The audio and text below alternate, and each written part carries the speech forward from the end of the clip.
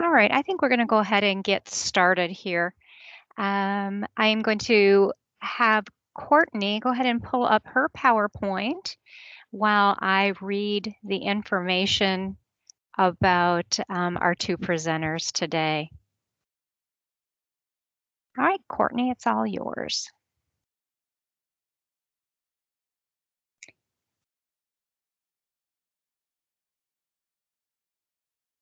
So Courtney Cooper is a licensed professional counselor and obtained her supervisor status through the Texas Behavioral Health Executive Council. She's a graduate of Nacogdoches High School and Gardner-Webb University. She's been in the field of mental health and counseling for over 16 years and has worked with local school districts, inpatient treatment, the prison system, crisis centers, and outpatient counseling mental health. As you can see, she has a wide range of experiences. Her experience includes work with depression and anxiety, and all the way through school areas such as autism spectrum and sensory disorders. I could spend the next 5 minutes with all of her experience, so I'm going to just leave it at that today.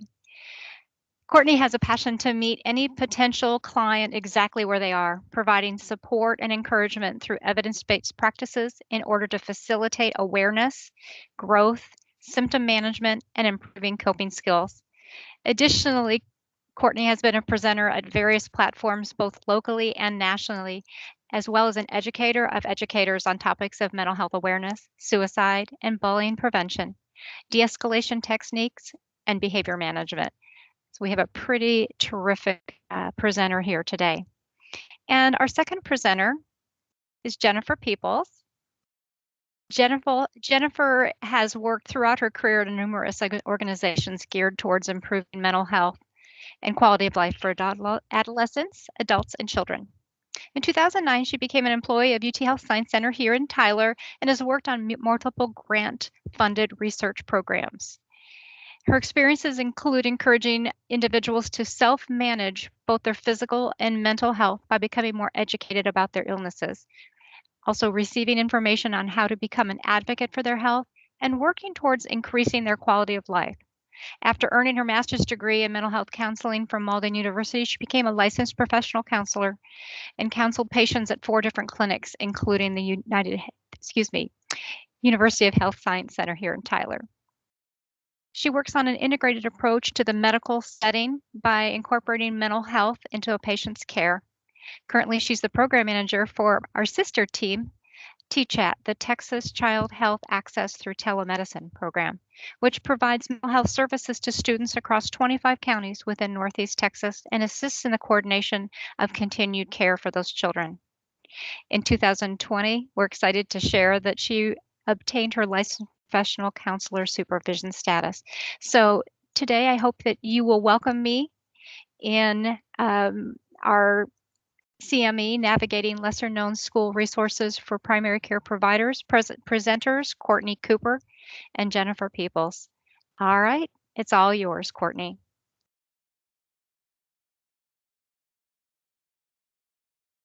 Thank you all for joining today. All right. Just some of the objectives we're going to kind of go over today is just looking at the foundation of what kind of governs the evaluation process and school resources, and then we're also going to discuss how that can apply to your patients and families. It's kind of an alphabet soup. There's so many acronyms involved in the education world. I'm sure that's the same in the medical world, but there's just so many. It can be overwhelming, um, even for those that are immersed in it. I used to keep a cheat sheet. I'm like, what does that stand for again? So we're gonna discuss a few of these. Not obviously not all of them, but kind of the larger ones that govern the decision making for the school processes. I've also included a link in the last slide, second to last slide, that has a complete list of all of these for anybody that's interested in reading through all of them. So here are just some of the important ones. that I'm going to go over. IDEA is it stands for Individuals with Disabilities Education Act, and that's what governs our nation's special education law. It was first passed in 1975, and it is a federal program. Another big one that we discuss a lot in the education world is FAPE. It's free and appropriate public education, and that basically means that all students, no matter what disability they may present with, are entitled to the same education as any of their peers. And they are free for anybody involved.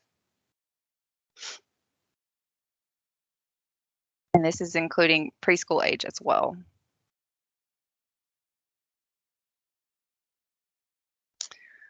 It's interesting to note that the ARD, Admission Review and Dismissal Committee, is unique to Texas. So we like to do our own thing here, as I'm sure y'all know. Most other states call it the IEP team, which we'll talk about that in the next slide.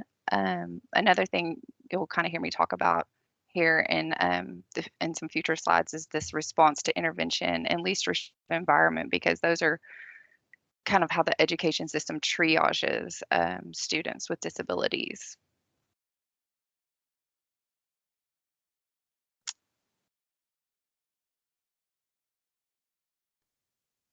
Okay, and so the IEP, Individualized Education Plan.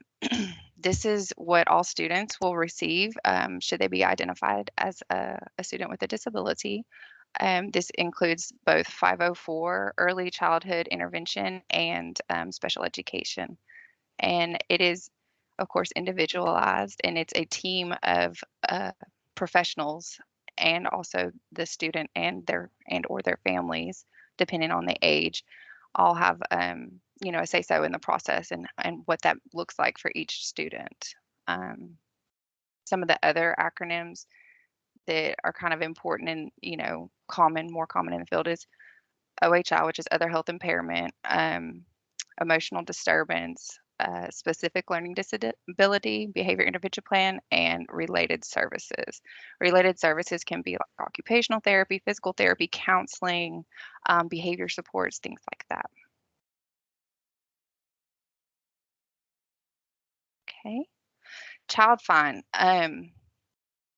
This is something that you can even see flyers like at the grocery store for. Anybody can identify a child. So child find is a federal mandate under the IDEA, which is the disability governing body, that states that all local education agencies are responsible for actively, not passively, that's a big word in there, seeking out children with possible disabilities that qualify under the IDEA. This also includes children who reside in the local school district, whatever that may be, that may be homeschooled or in private school institutions. And it's also interesting to note, because a lot of people don't know this, for deafness or blindness, the local schools can start providing services at birth.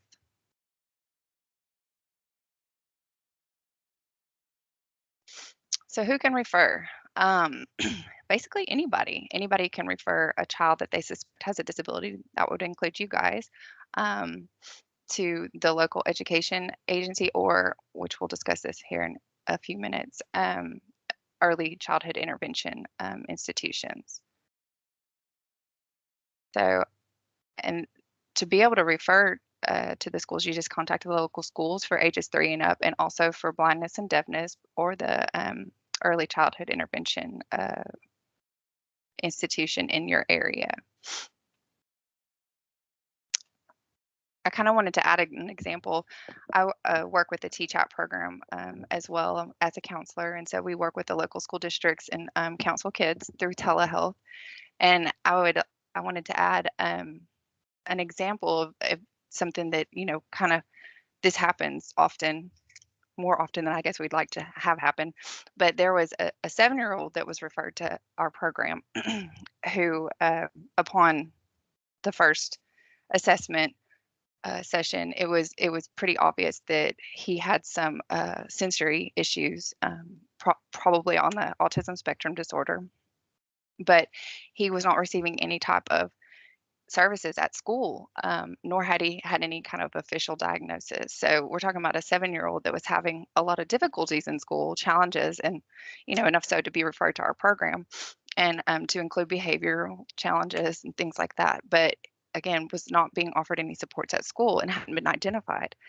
And so this would be a prime example of how somebody in the community, either a doctor or PCP, or even a family member or anything that would have just some education and some knowledge, like, hey, let's get this kid some supports in school so he could be more successful academically and behaviorally.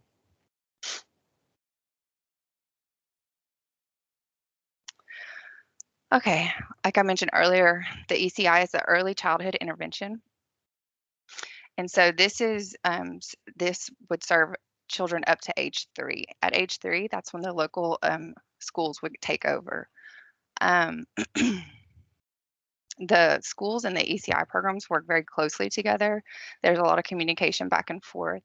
And about 3 months before the child turns 3, ECI will refer that child for evaluation to see if they would qualify for services starting at age 3 from the public school system. And again, I added in here, the schools are responsible for blindness and deafness at birth, not ECI. So ECI is governed by the Texas Health and Human Services. So each county has a different institution, and I included that link at the bottom of the slide where you can find the referral for your area. And of course, this is free of charge to all families. That's always an important thing to note. Okay, so 504. 504, it comes from the Section 504 of the Rehabilitation Act. It is a program within the schools that children can qualify for, and it offers supports for each child in order to ensure that they are receiving that free and appropriate education that is aligned with their peers that may not have a disability. The 504 plan is developed to ensure that everybody receives the same even playing field, essentially, at school. So, okay, so who qualifies? That's the question, right? So these are the 3 questions that kind of determine, do they have some type of impairment? And this does require a doctor's diagnosis, a medical diagnosis. Does that impairment impede their learning or affect any of their major life activities? And or limit a major life activity. So these are kind of what is identified as a major life activity, but of course this isn't an exhaustive list. So as you can see, it's everything. So if this seems vague and mysterious, you are probably onto something here. Even those of us who have worked in education for years continue to be baffled by 504. This is largely because schools do not receive funding from 504. So each school district is responsible for providing these services. However, it looks a little different at each district on how that's done. So this is the kind of the only guidance that is given for 504 is that it has to have an IEP, an individualized education plan. It needs to be reviewed and reevaluated. Of course, accommodations can be included in this education plan. Accommodations can be academic or behavioral. They can be things like extra time given or oral administration for tests or small group testing or behavior intervention plans, sensory supports, things like that.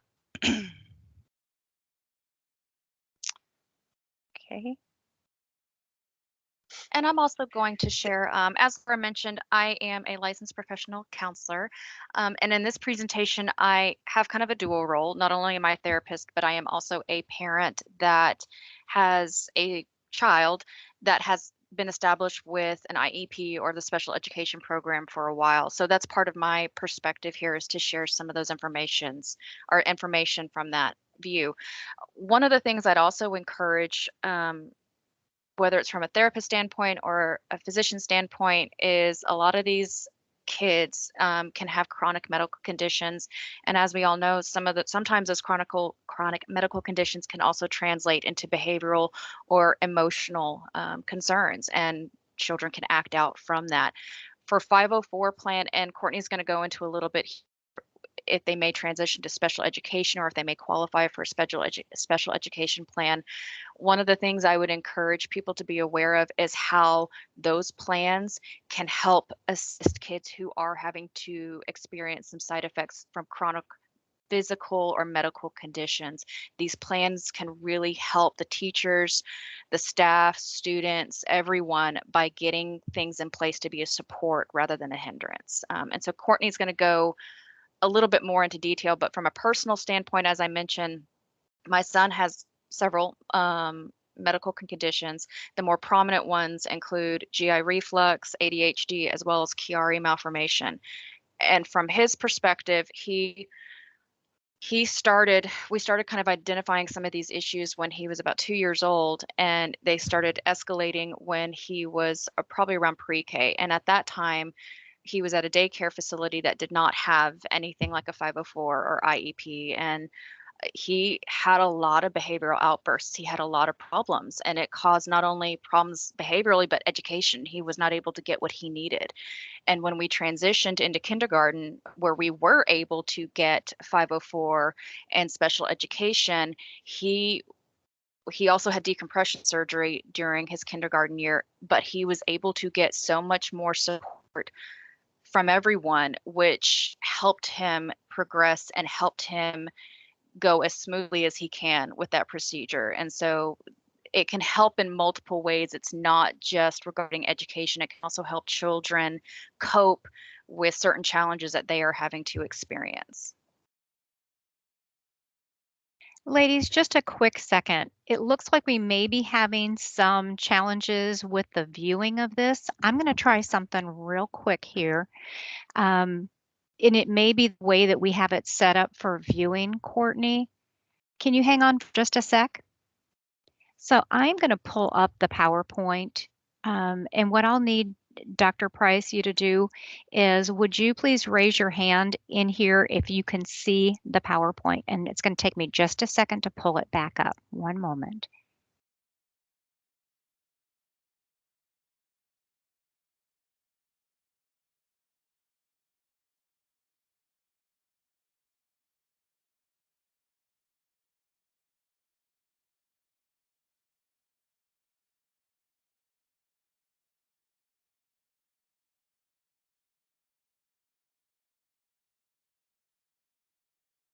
Okay.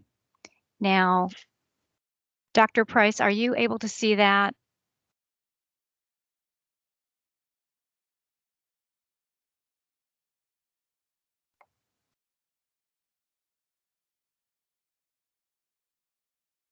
Yes, looks good. Okay, great.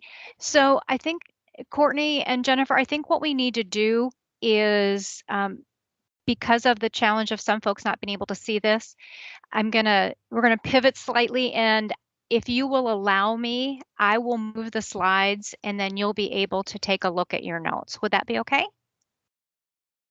Sure. All right, excellent. So, Elizabeth, and I'm going to be a bit blind, so I'll have to have you work through the other information for me and bring people in still. Thank you. So, Jen, I'm going to, excuse me, folks, I'm going to get us up here. Are we, let's see, 504. We'll be at slide 12. Slide 12. Right there. Okay, awesome. Thank you. Okay, sorry about that, you guys. I thought I found a new fancy way to share it, but apparently it was only able to be seen internally. So good to know. Um, anyways, so to add on to what Jennifer was mentioning about just some of the challenges that can arise when identifying some concerns or disabilities. I include this little graph because this is really important in the education world, is that response to intervention that I mentioned earlier, that RTI, and why it can at times be frustrating for outside folks outside of education folks, so parents, PCPs, things like that, to understand kind of how the education system triages. So this is sort of a very basic kind of multi-tiered system that the school uses. And so in general, what they're trying to accomplish is to have the appropriate amount of supports for each individual student or the student body as a whole, but also in the least restrictive environment. So environment can mean not just an actual place of an environment, but also just what can we do that would be the least invasive for the student, but also continue to provide them with appropriate supports and that will parallel and mimic their peers. So this is kind of how it's divided. And how that affects other people is that sometimes they're like, but this child has some type of barrier to academic success, but they kind of have to look at it and what is in the best interest of that child, and exactly like the tier system shows. The most intense ones up here in the red or pink, I guess, pinkish red, would be like special education and emotional disturbance and autism spectrum disorder and things like that. And then the 15%, the yellow, is kind of at-risk students, maybe some students that are behind a couple grade levels in reading or something of that nature due to some type of disability or even just lack of exposure, can be there. And then 80%, the green, is kind of where the core student body will land. All right, Jennifer. And with this also, it is possible for children throughout their, I guess you could say, education career to shift tiers. My son, as an example, in the beginning of kindergarten, he had a 504, and then once we found out about his decompression surgery, it escalated into special education. And with that, the accommodations that he had then is different now. Each parent will be able to have once a year, and I believe Courtney, I'm sorry if you've gone over this, once a year a parent will have what Courtney mentioned was the ARD, and they will be able to identify needs. They will be able to identify areas that the child is progressing in, as well as some areas that the child may still need further encouragement in. So if there is anything that you realize, like a new condition has been identified, a new medical condition, or even behavioral condition, if there is an existing condition that has increased in severity, it might not hurt to let the parents know. You may want to talk to the school and see if some adjustments may need to be made to the IEP or individual education plan, because that in the long run could potentially help increase the progress of the student, as well as just the support system in general. And but the other thing I would strongly recommend people do is put it in writing.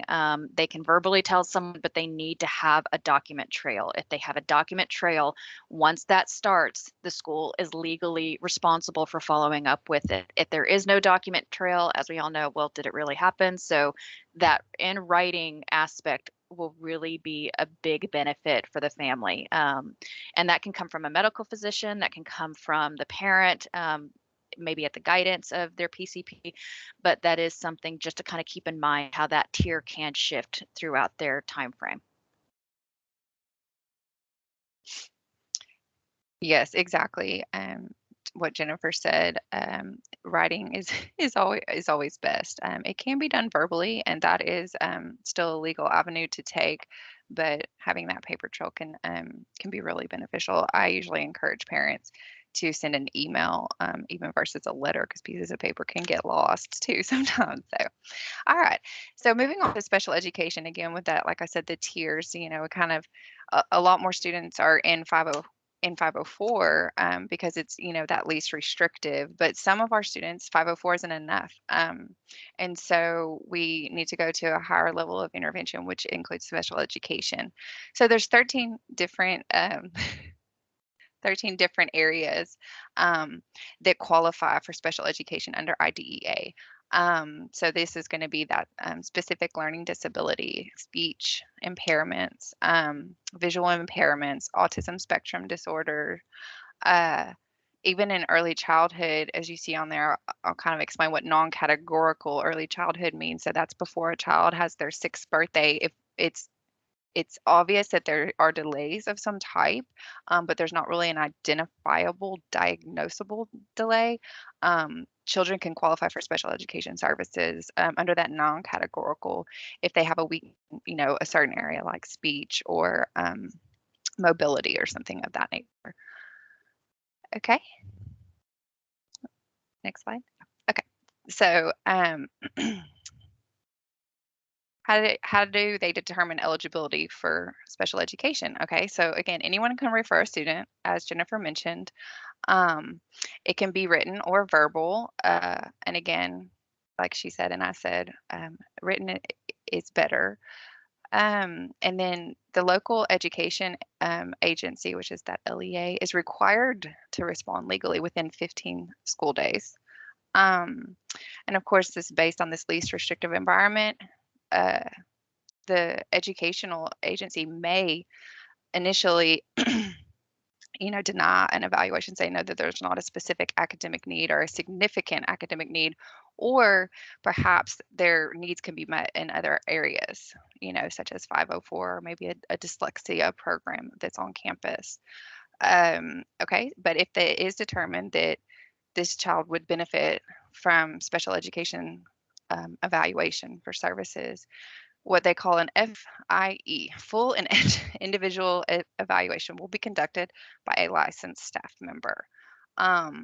Those can include, and I'll kind of break this down in a couple slides moving forward. Those can include educational diagnosticians, licensed school specialists in school psychology, PhD level. Those are the people that can determine if a student has a qualifying area for special education.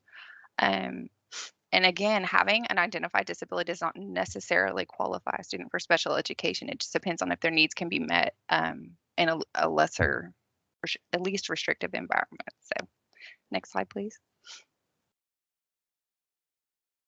Okay, so this is kind of the process. So whenever there's a referral made or a request is made, and a school staff member can also make this referral. It doesn't have to be a PCP or a family member. It can actually be a school staff member like, hey, a teacher, a kindergarten teacher's like, you know what, I think that something more might be going on with this kid and they could benefit from an evaluation. So of course, the first thing that we do as far as the school goes is we have to have informed consent. We have to have written consent from the parent. And then at that point, an LSSP, which is a licensed specialist in school psychologist, will conduct a psychological evaluation or an autism evaluation and provide I think the slides disappeared. Yes, Did they disappear for everybody else? Okay. Okay. Yes, there you go. Okay, thanks. I gotta say, Microsoft has given us a world of hurt today. So my apologies. Yeah. You're doing great, always- Courtney. Go for it. I was like, well, I think I know this stuff, but I might not want to be totally blind. But so I appreciate the slides being there. Yes. So isn't technology grand, guys? Okay. So Mhm. these assessments includes an actual assessment, with standardized assessments. It can be observations in the classroom or cafeteria. And they will include in that individualized education plan any kind of behavioral, academic accommodations or supports that child may need. And also any related services that could be involved, like speech or occupational therapy or counseling. So kind of just to give a little background of the timeline that schools are required by law to adhere to, is it has to be 45th school day after consent is signed. So 45 school days is actually a really long time if y'all think about it, but so it's really like 3 months, 3.5 months, kind of depending on holidays and such. So then the ARD committee will have to meet. The ARD again is that IEP team, the treatment team meeting, has to meet within 30 calendar days after the completion of the evaluation to discuss if the student does actually indeed qualify. So even, for instance, if a licensed school psychologist or an educational diagnostician determines that the student can qualify, if the team meets and says, you know what, I think they can be better supported here, the team makes the final decision. The team includes the parent, of course, It includes, the evaluator, whomever that might be. And it also includes administration. It includes a school counselor. There's a general education teacher, a special education teacher. It's a big old team. And so everybody gets to decide. And then as far as reevaluation, it must be completed at least every 3 years or no sooner than 1 year, unless everybody at our committee agrees to do something if there's been a significant change of some type. So, okay, next slide, please. I'm going to hop in really quickly because that reminded me. So the reevaluation is different than the ARD meeting. The ARD meeting will review what is in place and the accommodations. A reevaluation is where that's a more formal process. That's going to be where there's a lot, the evaluations, the observations, assessments. And so the ARD meeting, though, the parents will still have a chance, and the student and staff, to review everything that has been set every year. But every 3 years, yes, there will be official assessments to see, okay, what has the progress been? Has there hopefully progress? What might need to change? Aspects of that nature. Absolutely. Thank you for bringing that up, Jennifer. And progress does have to be reported throughout the year as well if a student is in special education, and that aligns with the report cards. So if it's a 6-week or a 9-week school, schools vary in that aspect, and so progress has to be reported on in writing every so often throughout the school year. And then, of course, once a year, it's a required meeting to just kind of review and see if any changes need to be made either way. So again, with the evaluation process continued, I just kind of broke it down into who is responsible for what type of assessment. So for instance, the licensed school psychologist or a PhD level psychologist does all the psychological evaluations, autism assessments. They can also do everything that an educational diagnostician can do. So they're kind of like the umbrella that everybody sort of falls under when it comes to the education system. And so the educational diagnostician can do that IQ and achievement testing to determine specified learning disability or intellectual disability, or again, that non-categorical that I kind of talked about a little bit earlier.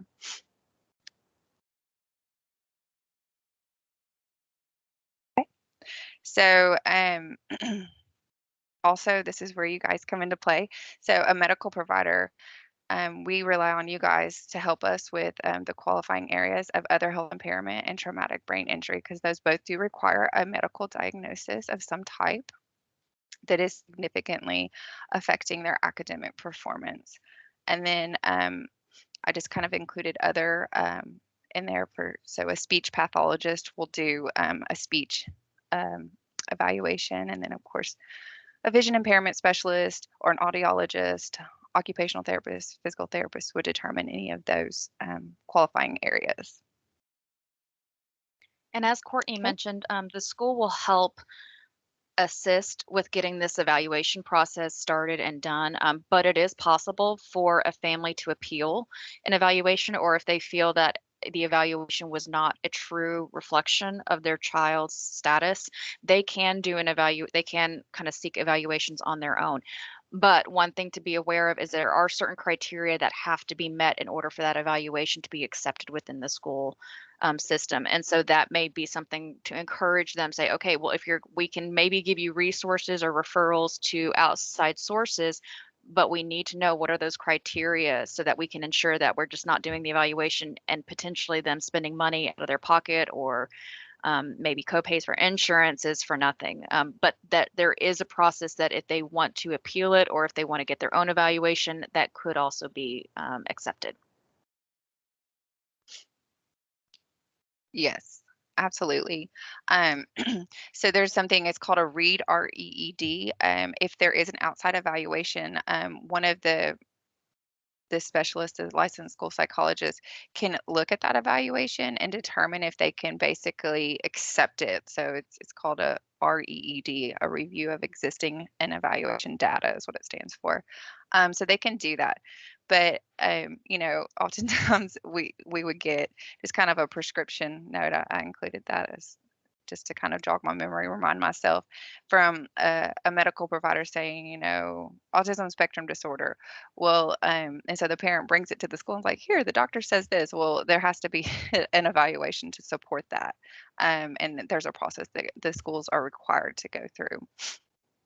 Okay, so again, just kind of highlighting the role that you guys play in helping with this whole team process. The ARD committee team is the other health impairment, which can include a wide variety of medical diagnoses. Probably the most common is ADHD. However, things like Tourette's or seizure disorder, even diabetes, if it's significantly affecting their academic performance, that can be other health impairment qualifying area for special education. Of course, the 504 eligibility requires a medical diagnosis of some type. And then again, with the traumatic brain injury qualifying area, we would need a medical provider to provide that, obviously, information. There's nobody inside the school system that can offer that diagnosis. So. From a parent's perspective, in this, one thing I also do want to share is i- having from a parent that has to have an ARD meeting, it can be very daunting. It can be there's so many things going on, not really knowing the evaluation process. And not only that, but a parent is having to really look at their child and kind of see what are some of the things that are wrong, or what are some of the things that are not as they should be, or what are some of the challenges that this child could be experiencing. So if you know that a family is going to either have to have an IEP, or there's a high possibility that they're going to have to probably have one, it would not hurt. And I know everyone has kind of a different time frame in which they can spend with the family, but maybe encouraging them to really kind of think of, okay, what do you need from this meeting?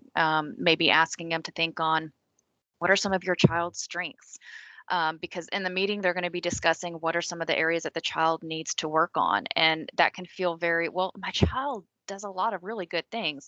And they need to know that too. In the ARD meeting, it's important for that to be identified as well as the strengths, as well as the areas that may need a little bit more progress to happen.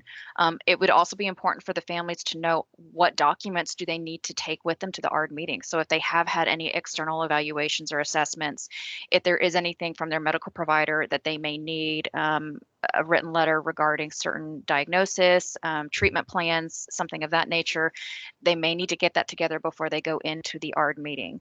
Some things also when they are in the ARD meeting that can help it be a productive ARD meeting is to know who is their contact person, who and what is that contact information, as well as what progress should they expect to see from that child and what can that look like. So for example, someone who has depression, sometimes it's hard to not see depression. It's hard to see a negative. That's something that's not supposed to be happening anymore.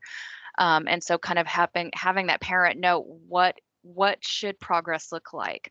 The other aspect is, how is that progress or success going to be discussed with the child? Because sometimes they may not realize they are doing so much better than where they have been. And I can share this for my son as an example.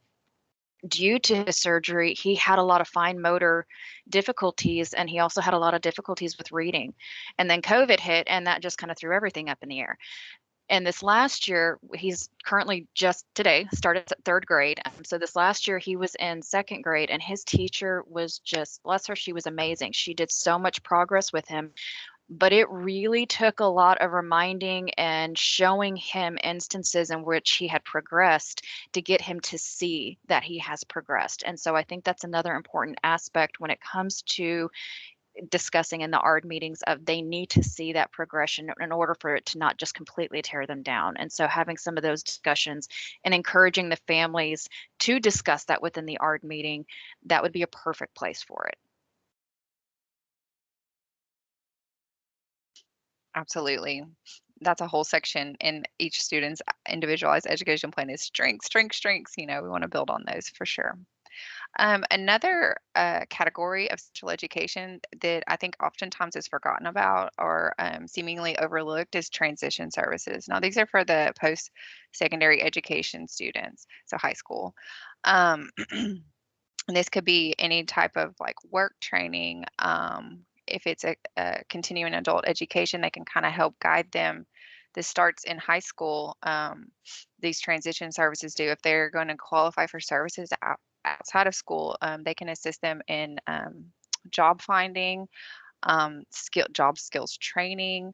They can assist them even with college and tuition. It's a really cool program. And of course, this is going to be under the Health and Human Services. And so they kind of work together in conjunction with the education agencies to provide those, services with the least amount of bumps and interruptions as possible if they do indeed qualify. One of the other areas that can get challenging, since majority of us work with the public, we are in a sense advocates for the public oftentimes. But parents sometimes have a difficult time knowing how to be advocates for themselves and or for their children. And that is one of the things that even though a student may have an IEP, it is important still to check in with the student and to check in with the school to ensure that those accommodations that have been identified are actually being followed up on. I've had teachers that were amazing with it. I have had teachers that were okay, but did not always follow through. And I could tell. Example being Landon, my son, would have a test. He'd come home and he would just, I could tell he was upset, and I find out he failed it. But when I discuss things with him, I find out he did not get the accommodations that he was supposed to have. And then when I discuss it with his teacher, the next time he has that test, he had accommodations and he aced it. And the problem is with that, every single time he did bad on something, he thought he failed and he didn't know it, when in fact he just wasn't getting what he needed to be able to succeed. But once he had that environment in place, he knew it and his self-confidence just bloomed. And so sometimes it is important for parents to know how to be an advocate for their children, but in some instances they may also need help in being advocates. And so in this next slide, Courtney's going to discuss some resources and programs that can help parents in being advocates when they need that a little bit of additional push. Yes, absolutely. It's overwhelming. I mean, even, myself who's worked in education, and it's very familiar with a lot of these programs and supports and accommodations and areas of qualification and all the alphabet soup and everything you never wanted to know. Even me navigating through it can be very, very overwhelming. And just coming from a professional, so I can, only imagine from a parent or family or PCP's standpoint how, like, oh my gosh, I don't even know where to start. Um, so what I've done is I've included just a couple that are very popular advocacy websites. There are many out there that basically do a step-by-step explanation and also just kind of what to do first, what to do next, for families. And so I wanted to include those, that there are many out there that are super helpful. They break it down into kind of layman's terms. They take all of these initials and acronyms and identify them and help families understand what it is, and also what they can qualify for as far as being able to even that playing field with whatever that child might have going on. Again, this is not an exhaustive list. It's just some very popular ones that I've given to some families in the past. Okay, and these are just some references if needed. So, did anybody have any questions? Jennifer, did you have anything else to add? No, just one of the reasons that we had kind of talked about maybe doing this now is we know school's starting again, and especially with COVID and children are going through a lot right now, just with everything that's happening. And so you may be seeing more requests for documentation for IEP. You may have parents asking you, hey, what do I do? I'm struggling with this with my student with school, or even my student does not want to go to school. That's probably going to be a common area. And so some of these may be things that can help the student within those circumstances. So what I'd like to do and is first of all thank Courtney and Jennifer for sharing their expertise. what I'd like from the audience is the opportunity to answer any questions that you may have. We have a number of physicians on here, as well as nurse practitioners. And I'd like to see if there are some areas that you have been working in that have been maybe challenges for you as that provider in helping that family with the understanding that you have limited time to support that family. How can we help get you the information necessary to help your patients?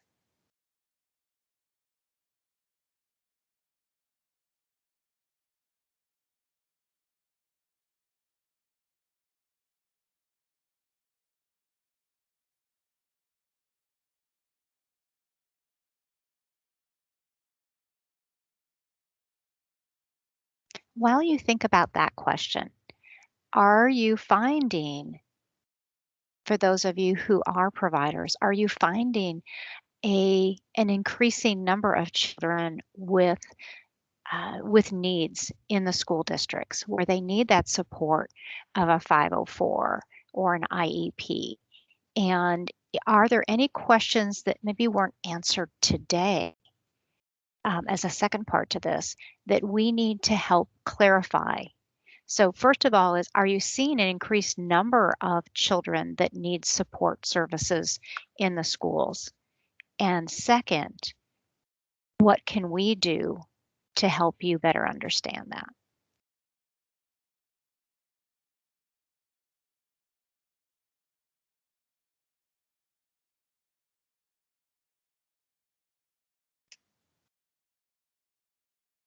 Yeah, the abbreviations during the ARDS are very confusing.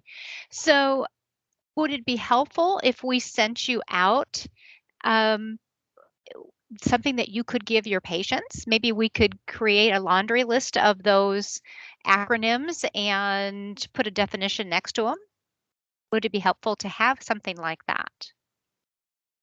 And I'm going to also validate that. I'm I'm in this field, and when I do an ARD meeting, sometimes the teachers will have these acronyms, and I'm sitting there going, okay, I feel like I should know this, but I don't.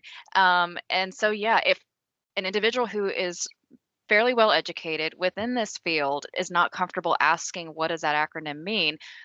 I'm pretty sure a lot of people are not going to feel comfortable with that. And so, yes, that might be something, again, if you know a family is going to be going into that situation, it might not hurt to have kind of a handout of, hey, these are some things you may hear. This is what this means. This is the definition of it. This is what this organization is. This is what it's standing for. That could have helped that. All of the acronyms being thrown out, all of the terms, all of the even when someone does have to have an IEP or an meeting, the parents will get something. This is a little old, but the parents will get something like this, as well as uh, something like this. And it goes over all of the information, but that's a lot to read and it can be very intimidating, especially if someone's reading level is low. They would not be able to understand this at probably below a sixth grade reading level. And so, absolutely, that is something to take into account that sometimes the parents just don't know what it is they're getting into. As providers, what do you find is the biggest challenge in working with the school districts? I would think that there would probably be some.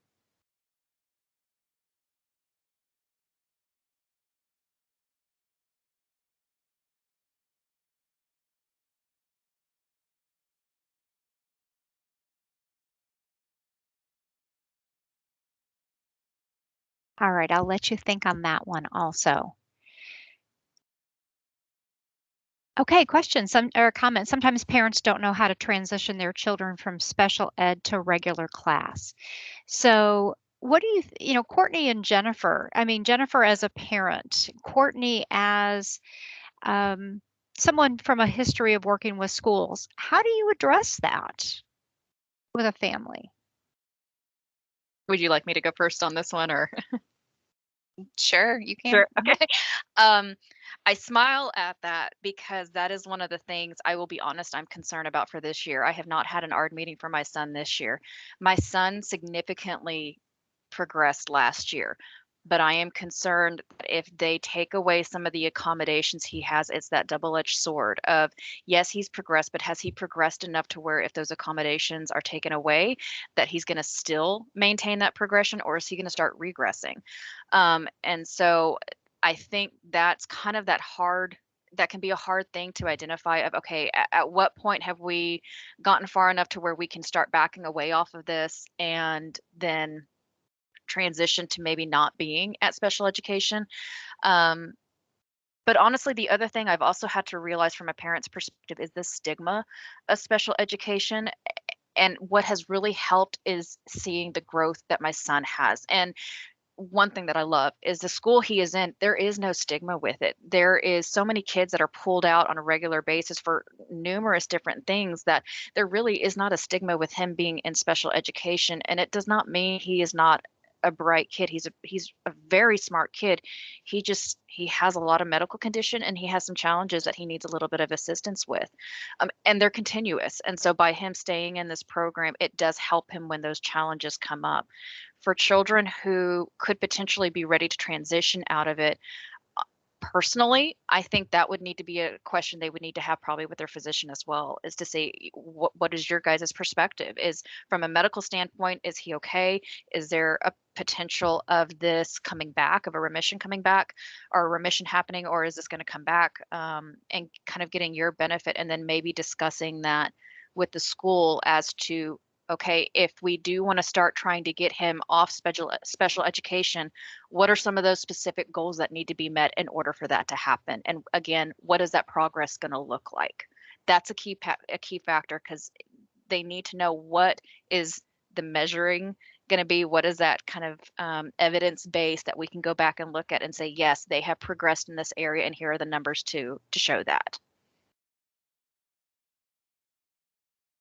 And I think it's also important to know, I mean, Jennifer's absolutely correct. It is it's tricky because are they successful because they're receiving the supports, or have they just really improved and gained that? And but I think it's important to note that nothing is ever set in stone. You don't even have to wait a whole year. A parent or, at your guidance can call an ARD meeting at any time. It does not have to just be the once a year. So for instance, if the ARD committee determined that, we take away this certain support, maybe oral test administration. Okay, we think that this student is past that and they no longer require that intervention and that accommodation.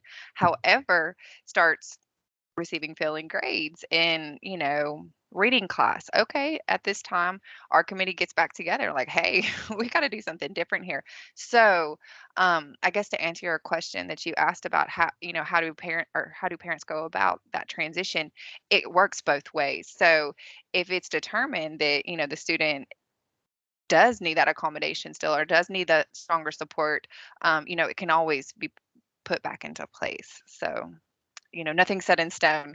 I know I eased a lot of families' minds like, okay, we can try this, but if it doesn't work, then we can always go back, to doing that too. So I think that was comforting knowing that it wasn't just like, okay, this is it, so good question though. And I have a comment about the third party of having like potentially a lawyer or something within the ARD meeting.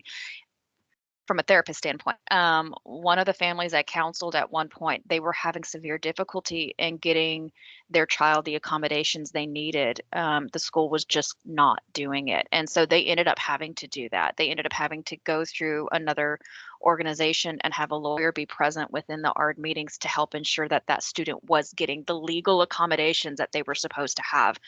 So yes, sometimes unfortunately it does get to that point where having a third party involved is what is necessary to ensure that that child is getting the care that they need. Thank you, ladies. I definitely, We are, go ahead, Courtney, finish up. I was just going to say one thing in addition to that. It'll only take a few seconds. So there are advocates that is their job, that they come to our meetings and help support these families.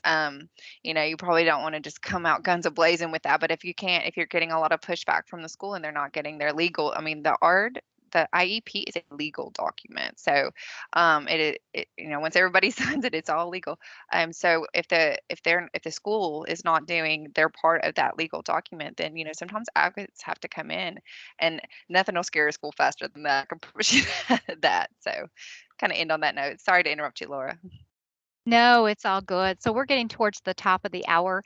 I know our providers here will need to be getting back into clinic. I want to thank both Courtney and Jennifer today for sharing your expertise with us. This is a topic that is, really hot right now with kids going back to school. There are additional school topics that we will bring in the future is associated with mental health and behavioral health needs. So watch for that. I'm going to share a couple of slides, and then we will get you the slide for your CME. So one moment. So I am showing the slide, not in presentation mode, but I want to make sure that the attendees know we are starting Project ECHO across the state of Texas for CPAN. Our Project ECHO through UT Health Science Center will be starting Friday. It's our first session of our inaugural season. And we will continue to do Project ECHO going forward as part of our guarantee to you that we will be providing continuing education in the area of children's mental health needs. The second piece I want to share with you just quickly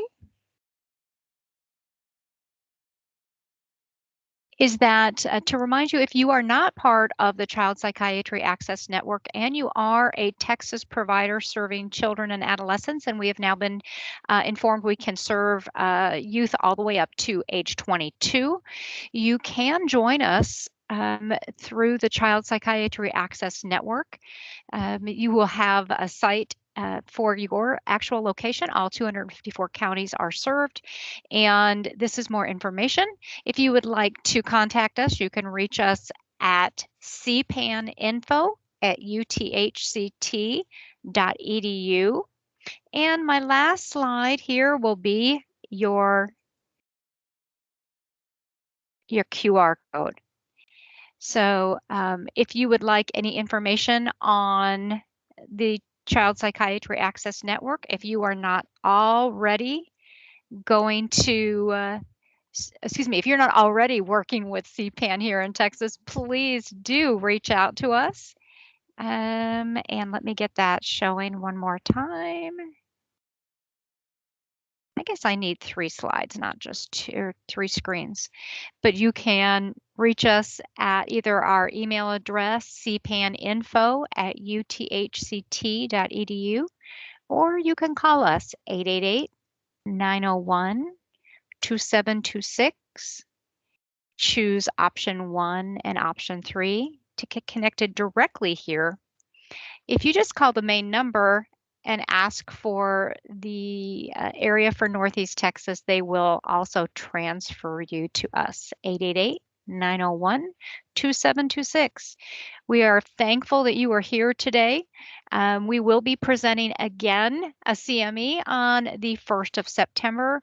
We will be beginning a focus on suicide in this month of September, as it is Suicide Awareness Month.